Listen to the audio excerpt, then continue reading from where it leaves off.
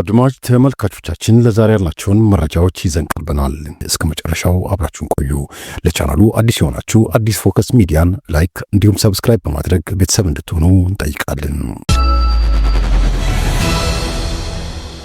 የዘጋርዲያን ዘጋቢው ፈረንሳዊ ጋዜጠኛ ሮቢን ተንግስተን ወደ አማራ ክልል በመግባት የአማራ ፋኖ ብሔራዊ ኃይል ወሎ ቀጠና ፋኖዎችና የተወሰኑ አመራሮችን አግኝቶ ማነጋገር መቻሉ ታወቀም። ከዚህ ቀደም ሌላ የውጭ ጋዜጠኛ በጎጃም ግንባር ተመሳሳይ ስራ መስራቱ ይታወሳል። ይህ ሲደማመር የፋኖን ዓለም አቀፍ ተቀባይነት እንዲሁም መልካም ስምና ዝና መጨመር ብቻ ሳይሆን የፋሽቱ አብይ አህመድ መንግስትን በዜጎች ላይ የሚያደርሰውን ጥቃት የሚያጋልጥ ነው ብለዋል። ፋኖ ጀስት ኮዝ እንዳለው ዓለም እያወቀ ነው ያሉት የፋኖ ምንጮች ይህ ደግሞ ፋኖ ትልቅ አቅም ይፈጥራል፣ ቅቡልነቱንም ይጨምራል ብለዋል። የተለያዩ ሀገራት መንግስታት በፋኖ ዙሪያ ከአብይ አምባሳደሮች የሚሰሙት የሐሰት ትርክት እንዳያሳስታቸውና ከአሸባሪው የአገዛዙ መንግስት ጋር ያልተገባ ወዳጅነት እንዳይፈጥሩ ለማስቻል እንዲሁም ድጋፍና እርዳታ ለአብይ እንዲነፍጉት ለማድረግ ይህ አይነቱ የዓለም አቀፍ የሚዲያ ሰዎች ጉብኝትና ግምገማ መልካም ነው ሲሉ ገልጸዋል። ይህ ጋዜጠኛም በጉብኝቱ ወቅት የፋኖን አቅምና ዲሲፕሊን አይቷል፣ በህዝባችን ላይ የተፈጸመውን የድሮን ጥቃት ታዝቧል፣ አመዱ ላይ ቆሞ ቪዲዮ ቀርጿል፣ በንጹሃን ላይ የደረሰውን ጉዳት አይነትና መጠን ለይቶ መዝግቧል፣ የተደፈሩ እህቶቻችንን አናግሯል፣ የወደሙ የትምህርት ተቋማትና የተቃጠሉ ጤና ጣቢያዎችን አይቷል፣ በከባድ መሳሪያ የቆሰሉ ገበሬዎችና የተቃጠለባቸውን ቤት ጎብኝቷል ሲሉ የፋኖ ምንጮች አስረድተዋል። በጥቅሉ በአማራ ህዝብ ላይ እየተፈጸመ ያለውን መዋቅራዊና ቀጥተኛ ጥቃት ጥልቀትና የአገዛዙን አሸባሪነት ተረድቶም ለቀሪው ዓለም ሊያስረዳ ቃል ገብቷል። ይህን እንደሚያደርግ ለአማራ ፋኖ ብሔራዊ ኃይል በወሎ ቀጠና ህዝብ ግንኙነት መምሪያ ለአርበኛ አበበ ፈንታውና ለሚዲያ ዘርፍ ኃላፊው ለአርበኛ ምኒልክ ፈንታውን ቃል በቃል መናገሩ ታውቋል። ሰፊ ውይይትና ያደረጉት ያሉት የፋኖ ምንጮች ተዘዋዝረው የገበሬ መንደሮችንና የፋኖ የጦር ሰፈሮችን አስጎብኝተውታል። ፋኖችንም በቡድንና በተናጠል አናግሯል። ከሲቪሉ ማህበረሰብም መረጃ ወስደዋል። ጋዜጠኛው ከፈረንሳይ ድረስ በመምጣት የህዝባችንን ትግል ለዓለም ለማድረስ ላደረገው ስራ ልባዊ ምስጋናና ጥልቅ አድናቆት እናቀርባለን ሲሉ የፋኖ ምንጮች መረጃውን ልከውልናል። የአማራን ህዝብ ትግል በሆዳቸው ለውጠው ለአብይ አህመድ ብልጽግና ያደሩት የአብን አመራሮች በየተመደቡበት መታወቂያቸው ዘረፋና ሙስና ሆነዋል። ጣሂር መሐመድ የአማራ ክልል ቱሪዝም ቢሮ ኃላፊ ሆነው የዓመቱን በጀት በሁለት ወር በመቀርጠፍ ብዙዎችን አስገርመው ነበር። በለጠ ሞላ ደግሞ 500 ሚሊዮን ብር አብድሏል። የጋሻው ምርሻን ነገርማ የፖስታ ቤት ሰራተኞች ይናገሩ ሲሉ ምንጮች ገልጸዋል። ዛሬ የተሰማው ጉድ ደግሞ የዝምተኛው የሱፍ ኢብራሂም ሆኗል። የሱፍ ኢብራሂም ድምፁን አጥፍቶ ጉድ ሲሰራ ነበር የከረመው ያሉት ምንጮች አዳነች አቤቤ የሰጠችውን የንብረት አስተዳደር ኃላፊነት ይዞ ከመንግስት ህንፃዎች ኪራይ ላይ ካሬ ልኬት እየሰረቀ ኔትወርክ ዘርግቶ ሲበዘብዝ መክረሙ ተሰምቷል። ዩሱፍ ኢብራሂም ሰሞኑን በየሚዲያው ሲበዛ ገርሞኝ ነበር ያለው ምንጫችን ለካ ተደርሶበት ነው ሲል ገልጿል። ሰሞኑን በየሚዲያው እየቀረበ የብልጽግናን ፕሮፓጋንዳ እያራገበ የሚገኘው ከዚህ ለማምለጥ ነው ሲሉ ገልጸዋል። ብልጽግናም ዩሱፍን ከምናስረው ያለበትን ሙስና ወንጀል ነግረን እንጠቀምበት በሚል የሚፈልጉትን እያናገሩት ይገኛሉ ሲሉ ምንጮቻችን ገልጸዋል። መጪው ሀገራዊ ምርጫ ፈቃጅና አሳይ ሁኔታዎች ባሉባቸው አካባቢዎች ለማድረግ ዝግጅት ያደረገ መሆኑን ምርጫ ቦርድ ገለጸ። የኢትዮጵያ ብሔራዊ ምርጫ ቦርድ መጪው ሀገራዊ ምርጫ ፈቃጅና አሳይ ሁኔታዎች ባሉበት የምርጫ ክልሎች እንደሚደረግ የገለጸ ሲሆን በአገሪቱ ያለው የጸጥታ ሁኔታ በጣም ተለዋዋጭ በመሆኑ ምርጫው በሚቀርብበት ወቅት ሁኔታው በዝርዝርና በጥልቀት የሚታይ መሆኑን አስታውቋል። ቦርዱ ይህንን ያስታወቀው የሰባተኛው ሀገራዊ ምርጫ ቅድመ ዝግጅትና ተያያዥ ጉዳዮችን በተመለከተ ዛሬ ሰኞ ግንቦት 25 2017 ዓ.ም በአዲስ አበባ ስካይላይት ሆቴል ለጋዜጠኞች በሰጠው መግለጫ ነው። የቦርዱ ሰብሳቢ ሜላትወርቅ ኃይሉ ምርጫን ለማድረግ በየአካባቢዎች አስቻይ ሁኔታ መኖር የግድ አስፈላጊ እንደሆነ በዚህ መግለጫ ላይ አመልክተዋል። በስድስተኛው ሀገራዊ ምርጫ ቦርዱ በሁሉም አካባቢ ምርጫ አካሄዳለሁ ብሎ ነው ያቀደው። አሁንም በሁሉም አካባቢ ምርጫ እናደርጋለን ሲሉ ሜላትወርቅ ለጋዜጠኞች ተናግረዋል። በሰኔ 2013 ዓ.ም በተካሄደው ስድስተኛው ጠቅላላ ምርጫ የህዝብ ተወካዮች ምክር ቤት ካሉት 547 መቀመጫዎች ውስጥ 102ቱ በሚሆኑት ላይ ምርጫ አልተካሄደም።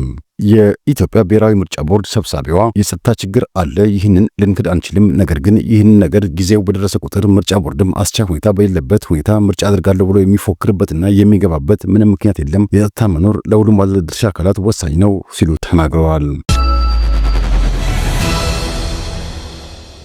ፍርድ ቤቱ አቶ ታዬ ደንደዓ ነጻ የተባሉበት ሁለት ክሶች በድጋሚ ክርክር እንዲደረግባቸው አዘዘም። ከአንድ ዓመት በፊት ከሰላም ሚኒስትር ዴኤታነት የተነሱትና በቁጥጥር ስር ዋለው በሶስት ክሶች ተከሰው በሁለቱ ክሶች ነጻ የተባሉት አቶ ታዬ ደንደዓ ክሶቹ በድጋሚ እንዲቀጥሉ ውሳኔ ተላለፈባቸው። በአቶ ታዬ ላይ ነጻ የተባሉበት ሁለት ክሶች ከጠላት ጋር በመተባበር የጸረ ሰላም ቡድኖች የሆኑትን ሸኔና ፋኖን የሚደግፍ መልእክቶችን በፌስቡክ ገጻቸው አጋርተዋል ከሚሉ ክሶች ነው። የቀድሞ የሰላም ሚኒስትር ዴኤታው ከቀረቡባቸው ሶስት ክሶች መካከል ሐምሌ 30 በዋለው ችሎት በአንደኛና በሁለተኛ ክስ ነጻ የተባሉ ሲሆን የጦር መሳሪያ ወንጀሎችን በተመለከተ የቀረበባቸውን ሶስተኛ ክስ ተለቀው እንዲከላከሉ ብይን መሰጠቱም ይታወሳል።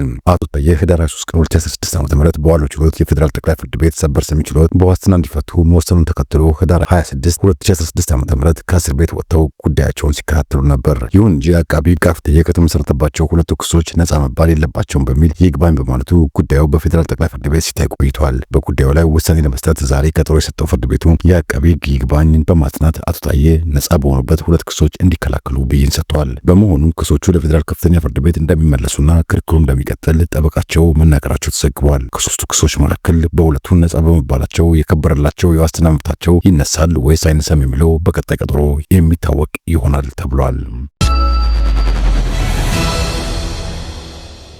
አረና የትግራይ ነጻነት ፓርቲና ባይቶና ፌዴራል መንግስቱ ወደ ትግራይ የሚገቡ ሸቀጦችን በጫኑ ተሽከርካሪዎች ላይ የተጣለውን እገዳ ባለማስቀረቱና ባለማውገዙ ሙሉ ኃላፊነት አለበት በማለት በጋራ ባወጡት መግለጫ ገልጸዋል። ፓርቲዎቹ እገዳው በትግራይ ህዝብ ላይ ዳግም ኃላፊነት የጎደላቸው ድርጊቶች ሊፈጸሙ ይችላሉ የሚል ስጋት ፈጥሯል ብለዋል። በህወሓት ምክንያት ጠቅላላ ህዝቡን መቅጣት ፈጽሞ ተቀባይነት የሌለው አደገኛና ቀውሱን ለራሳቸው ዓላማ መጠቀም ለሚፈልጉ ኃይሎች የልብ ልብ የሚሰጥ ድርጊት እንደሆነ ፓርቲዎቹ ጠቁመዋል። ፌዴራል መንግስቱና ህወሓት በትግራይ አካታች አስተዳደር መሰረት አድርገዋል በማለት የከሰሱት ፓርቲዎቹ ህወሓት ለጠባብ ዓላማው በህዝብ ውስጥ መደበቅ እንዲያቆም የፕሪቶሪያው ግጭት ማቆም ስምምነት ሙሉ በሙሉ እንዲተገበርና በትግራይ አካታች አስተዳደር እንዲቋቋም ዓለም አቀፍ ህብረተሰብ ግፊት እንዲያደርግ ጠይቀዋል። የምንከተለው ርዕዮተ ዓለም ህወሓትም ሆነ ኢህአዴግ በዓለም ማህበረሰብ ዘንድ ይቀርብባቸው የነበረን ትችት ከመሰረቱ የሚያርም ነው ሲሉ ፕሮፌሰር ክንደያ ገብረሕይወት ተናገሩ። ዴሞክራሲያዊ ስምረት ትግራይ ፓርቲ ስምረት የሚከተለው ርዕዮተ ዓለም ህወሓትም ሆነ ኢህአዴግ በዓለም ማህበረሰብ ዘንድ ይቀርብባቸው የነበረን ሂስን ከመሰረቱ የሚያርም ነው ሲሉ የፓርቲው ውጭ ግንኙነት አስተባባሪና የቀድሞ የጊዜያዊ አስተዳደር አመራር ፕሮፌሰር ክንደያ ገብረሕይወት ለአዲስ ስታንዳርድ ገልጸዋል። የኢትዮጵያ ብሔራዊ ምርጫ ቦርድ ለዲሞክራሲያዊ ስምረት ትግራይ ፓርቲ ጊዜያዊ ምዝገባ ፍቃድ ግንቦት 18 2017 ዓ.ም መስጠቱ ይታወቃል። የፓርቲው ምስረታ ዓላማ እና ርዕዮተ ዓለምን በተመለከተ ገለጻ ያደረጉት ፕሮፌሰር ክንደያ ዓለማችን አሁን የደረሰችበት አስተሳሰብ ግምት ውስጥ ያስገባ የአካባቢውና የሀገሪቱን አጠቃላይ ሁኔታ ታሳቢ ያደረገ እንዲሁም ትግራይ ውስጥ በተለይ አርሶ አደሩ በወጣቱና በምሁሩ የተቀጣጠለ ያለውን የለውጥ ፍላጎት ለማሟላት ታሳቢ ያደረገ አስተሳሰብ አስፈላጊ መሆኑን ጠቁመዋል። አክለውም የፓርቲው ርዕዮተ ዓለም የዜጎች መብትና ነጻነት በከፍተኛ ደረጃ ማክበርና ማስጠበቅ የሚያስችል መሆኑን ገልጸው በሌላ በኩል ደግሞ ህወሓትም ሆነ ኢህአዴግ በዓለም ማህበረሰብ ዘንድ ይቀርብባቸው የነበረን ሂስን በመሰረቱ የሚያርም ነው ብለዋል። አያይዘውም በቀጣይ በክልሉ በሚደረገው የመስራች ጉባኤ ላይ የፓርቲው ከፍተኛ አመራሮች እንደሚሳተፉ ገልጸው አሁን ላይ የደህንነት ስጋት መኖሩ እውነት ቢሆንም ጊዜያዊ አስተዳደሩ ይህን ችግር ለማቃለል ይሰራል የሚል ተስፋ አለን ሲሉ ተናግረዋል። የትግራይ ሰላምና መረጋጋት እውን ለማድረግ የበኩላችንን ሚና እንወጣለን ያሉት ፕሮፌሰሩ የፌዴራል መንግስትም እዚህ ላይ ትርጉም ያለው ስራ መስራት ይጠበቅበታል ሲሉ አጽንኦት ሰጥተዋል።